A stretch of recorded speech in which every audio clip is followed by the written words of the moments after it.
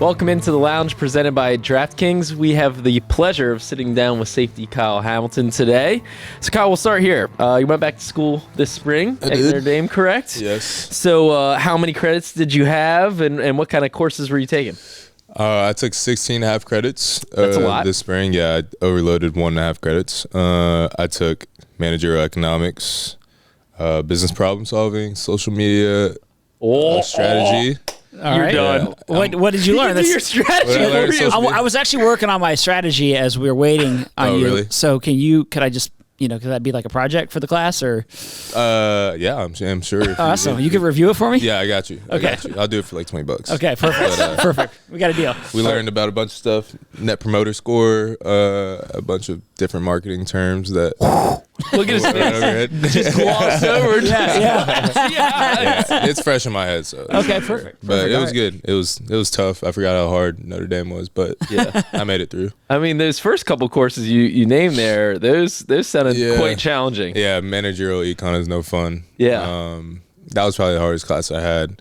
But a lot of business school at Notre Dame is a lot of teamwork. So outside of the numbers intensive classes, you'll have a lot of like group projects and stuff like that because they try to simulate like the real world work Right. environment. So I kind of like that part. Now, what's your major?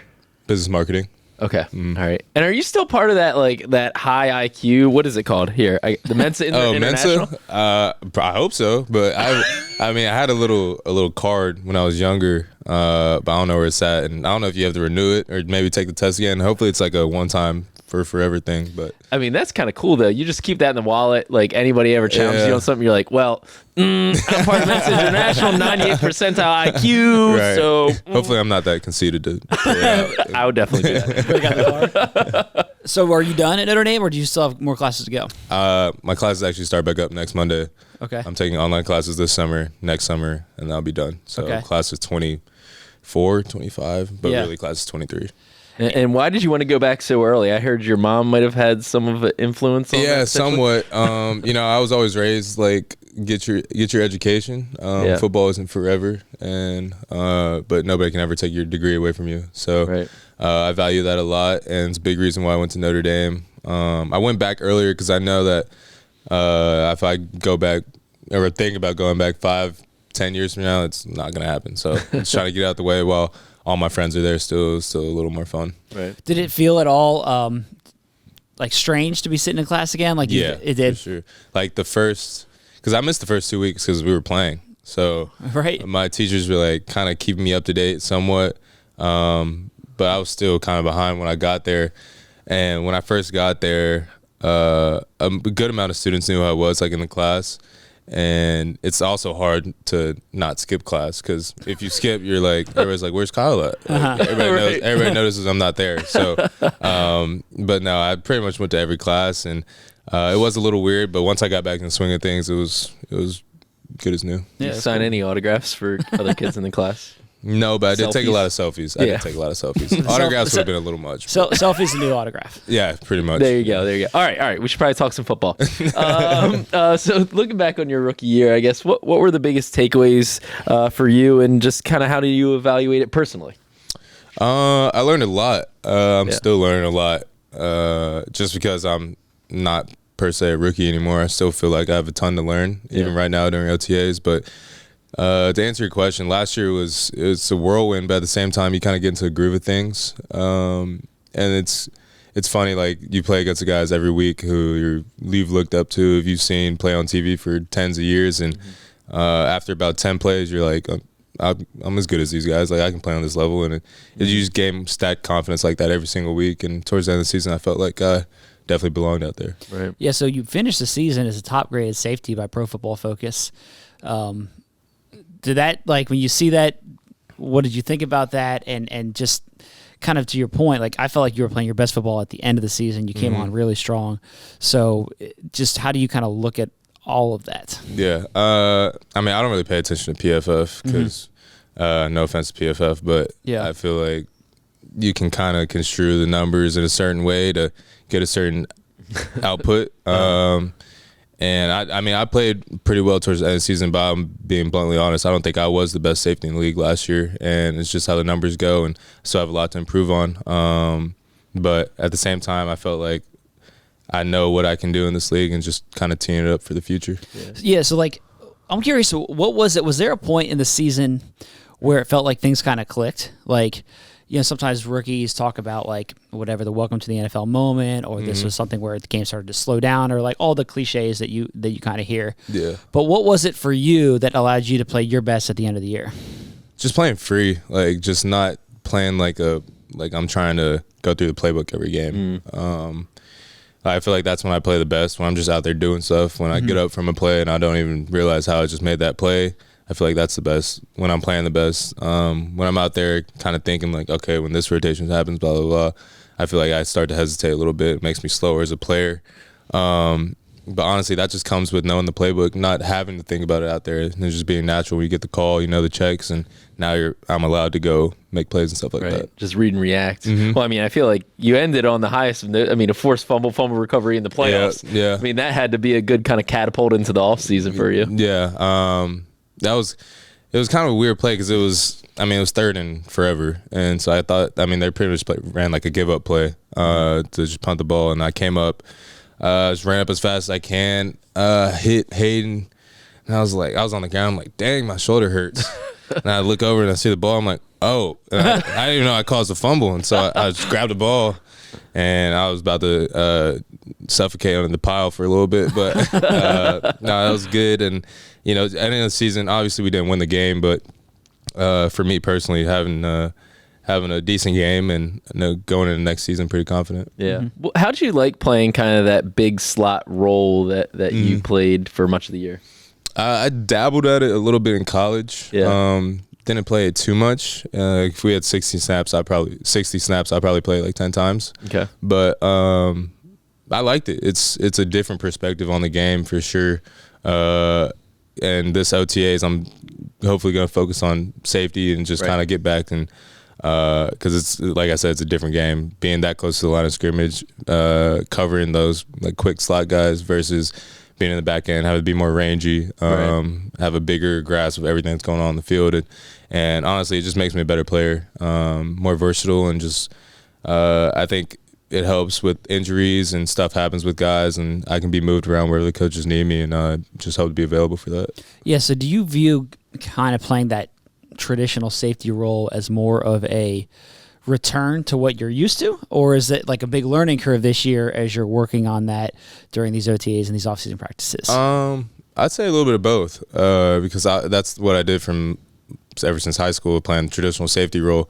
But most of last year I was playing nickel, and you focus on that so much throughout the week that you're still connected into what the safeties are doing, but it's just different seeing the game from different levels. Not backpedaling as much and just getting in the groove and stuff like that. And that's what OTRs are for. So, like I said, I got a lot to learn in both areas, but I feel like if I can put it all together, it'd be really good. So last year, did you feel like you were spending your time almost training as a cornerback more than really in the safety rooms? Yeah, it's weird because one snap I'll be covering like a 5'9", 180-pound slot, and then the next snap I'm covering like a 6'6", 260-pound tight end.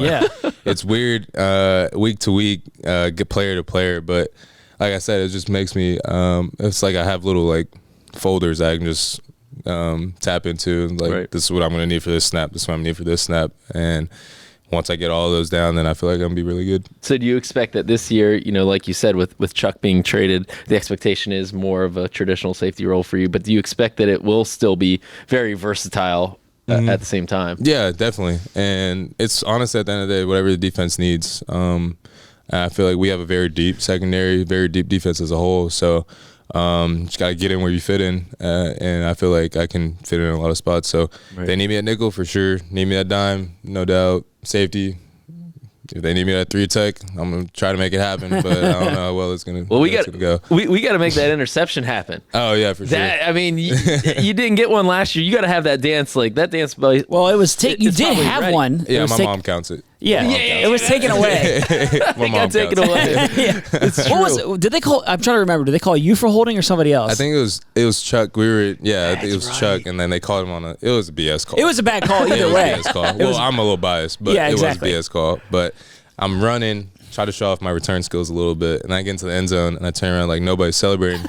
I'm like, oh, dang, there must be a flag. And so I was like, reset, refocus, never happened. And then Chuck was actually apologizing to me on the sideline and stuff. I was like, nah, it's good, bro. Like, we just got to go out and win the game. But, yeah, that was a tough one. That was tough. That PFF must have counted it. I know, right? My mom, like I said, my mom definitely counts it. So, Yeah. We'll count it. Well, this couch counts. It counts. So in terms of Chuck, when the trade happens with him, and there was, you probably knew it was a possibility that he talked about at the end of the season, he might not be here. But when that happens, on one hand, you're disappointed to lose a teammate and a friend and all of that. But on the other hand, it's kind of a show of faith in the organization and you, and saying like, hey, we feel really good about Kyle being a starting safety and being the person who can step into that role. So is that how you looked at it, as kind of a show of faith, and what did that mean to you at the time? Yeah, I mean, first off, Chuck was the ultimate professional while I was here. No matter what stuff that was going on with him upstairs or whatever his contract situation was, he was always the same guy every day. He was leader of our defense, had the green dot. So in terms of leadership-wise, like shoes to fill, I don't think I'm going to do everything that Chuck did in that sense right now for sure, because he left such a big mark while he was here, and he's going to do great things. But at the same time, I feel like, I feel like I can slide into that role for sure, and perform at a high level. I feel like that's what Ravens drafted me for, and that's what I'm here for, and I feel like I can definitely produce. Mm-hmm. Are the DBs excited about the offensive additions this offseason? Like, you get to go against Odell Beckham now, Zay, all those guys? Yeah, definitely. And it's cool to see some new faces around the building, and even throughout the staff and stuff like that. And just a short time I've been here, the past 2 weeks, it seems like everybody's gelling really well. So, and that's one thing about that I've learned throughout the years, just being in Baltimore, being with the Ravens. It's such a family environment. Like, new guys come in and like you're accepted like that, and you kind of get in all the inside jokes and everything that's going on. So, defensive wise, whole building wise, I think everybody's excited about the offense. And we got 8 back, and he's like obviously the biggest piece, and it's just going to trickle down from there and just have a good year. So what did you work on this offseason from a training standpoint? When you go back to Notre Dame, you start working with the strength coaches there while you were in school. Like, what was your focus? You were at spring practices, weren't you, too? Yeah, I was trying to get I was a little GA, a little graduate assistant. Okay. So just try to put you to work. Yeah, a little bit. I wasn't making any like cards and stuff like that. But that's just to show them who's boss still. So the players back there. Yeah, right. Yeah, I was in their shoes at one point. But no, it was cool. Since I left early, my whole class was still there. Yeah. So I lived with 2 of my boys that I had lived with before. Yeah. DJ Brown, Cam Hart, shout out. But it was cool just to see them all again. And workout wise, I would get some of the workouts that they would do. Being honest, I wasn't waking up at 5:45 to go to 6:30. I'll get you guys later. Yeah. So I would have class, and I would have a little lunch break, probably like 2.5 hours before my last 2 classes of the day. So I would get to the facility, I would eat, lift, run, and then I would take the lift that they did that morning and do that. And then I was doing I made this thing up like a mile a day keeps the doctor away. So I would just hit a mile on the treadmill, and then in addition to that, whatever field stuff I was doing. So, but if I had some advice, do not run a mile on the treadmill with a weight vest on. Ooh. You would do that? I did it, and I almost passed out. You do not like it? It was Okay. tough. Yeah, no, it was tough. It was tough. Yeah. And when you go through your first NFL season, do you go into an off season from a training standpoint being like, okay, this is where I want to improve, whatever it is, like whether it's strength or whether it's agility, whether it's flexibility, like I don't know what it would be for you, but do you kind of go in with a mindset, or is it just general strength and fitness and kind of a baseline? Yeah, I feel like, well, for me, my off season was unique because I had surgery. Right.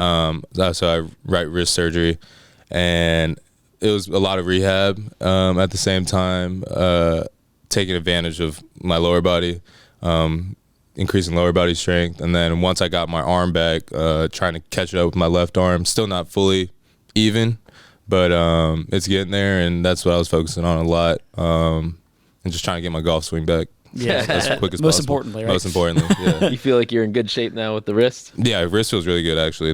I flew out to Vail and got it done, first week of February. So Nice. it was about a 10-week recovery. And They're skiing though. While Did you're you out there, ski I suppose? before the trip, before the surgery? No, I'm not like lying about it or anything. It was actually from the season. Oh, there's Vail. Is there any searches in Vail? No, it happened like I think around Christmas of the season, and then I was like, I get it taken care of after the season, and so yeah, I did it then. Right.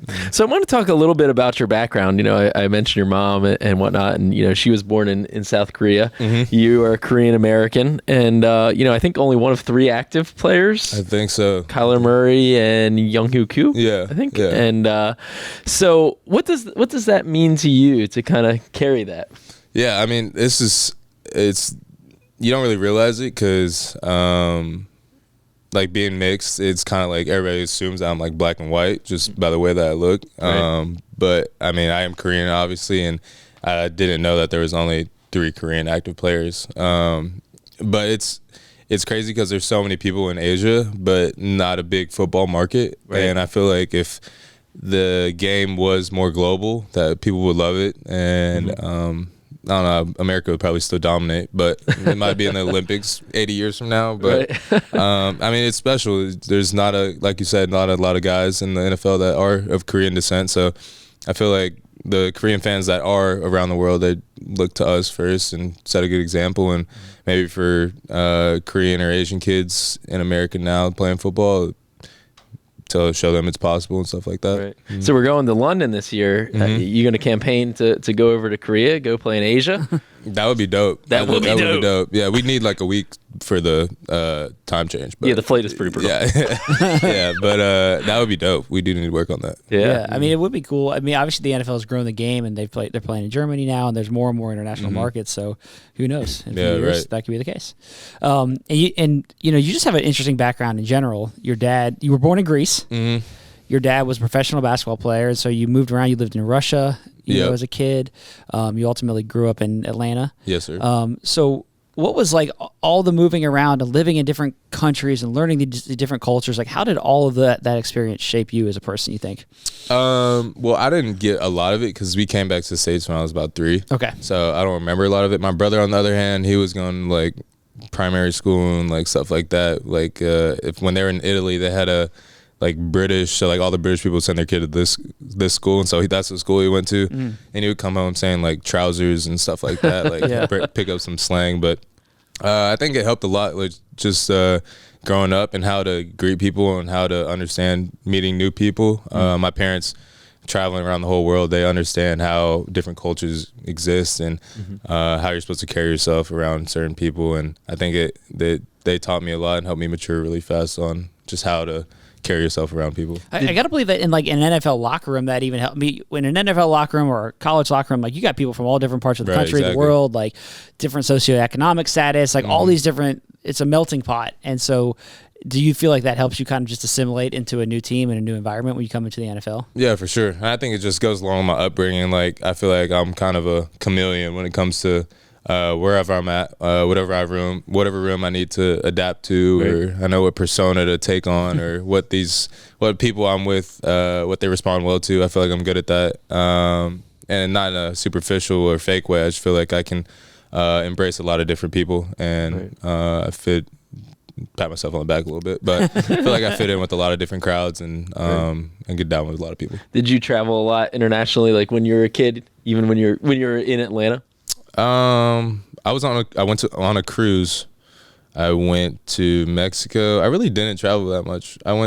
We played in Ireland in high school. Nice. I want to go to Costa Rica soon. Yeah, that's a good one. I got to do a Europe trip, like go from England and finish in Greece at some point. I was gonna say, you gotta get. Have you been back to Greece? No, I haven't. I need to. Gotta go to the motherland for you, right? Apparently, I have the record for longest and heaviest baby ever born in the hospital. Really? In Greece, period, or in that specific hospital? In that hospital, in that hospital. Yeah. Wow. You'd be like a Greek baby guy. They got your picture up on the wall. The Greek baby guy.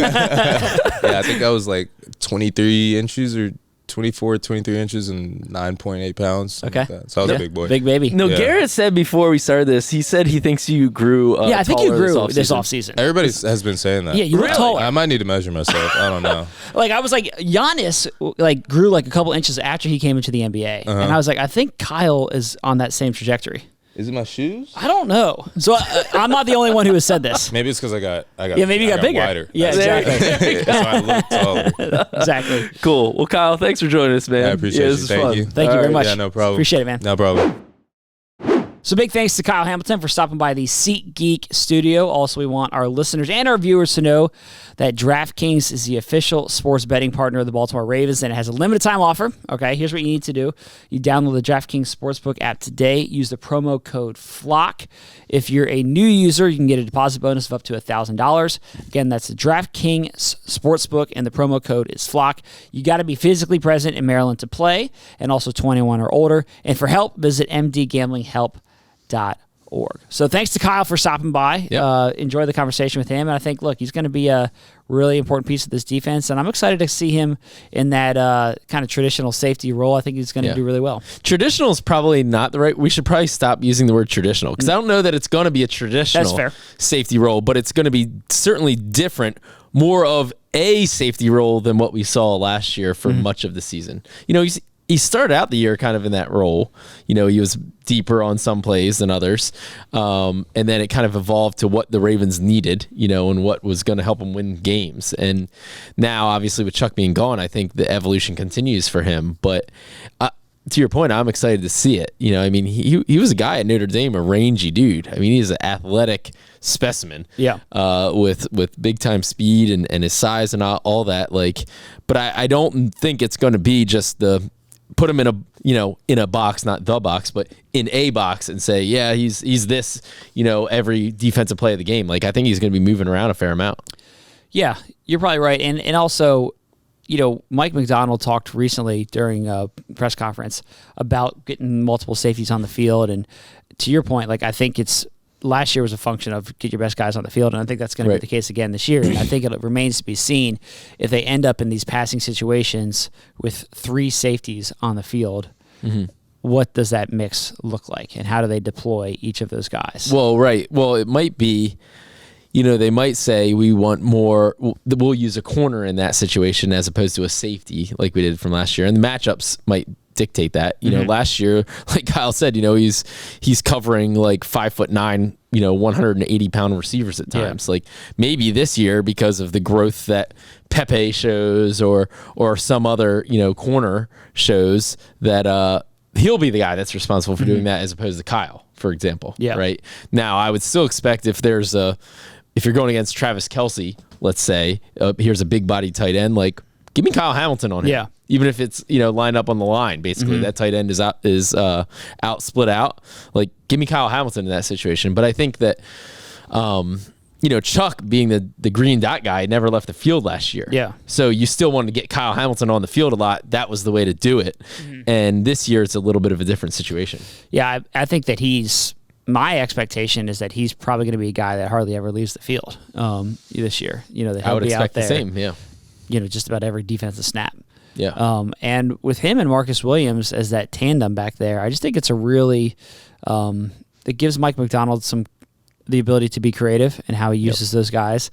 And I think they play off each other well, at least on paper. Like, you know, I just think that their skill set gives the Ravens like a lot of options in that secondary. Like, those are 2 really good safeties to go along with Marlon at cornerback, Rocky Sin. Like, I just feel like they can be creative in how they use them, and I think the secondary should once again be really good with Kyle being a key piece of it. Yeah, for sure. I think the one thing that we don't know about, like we're just talking about, is who is that slot corner.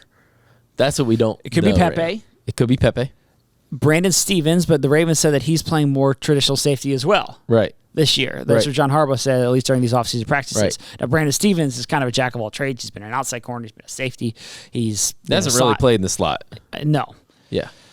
Caillou Blue Kelly is a guy who was an outside corner at Stanford, but could he potentially be a slot option. Jalen Armour Davis He's played a little more- bit, but he's more more of an outside outside. guy. The Ravens right now have like a lot of more outside corner. I mean, could Rock Sin?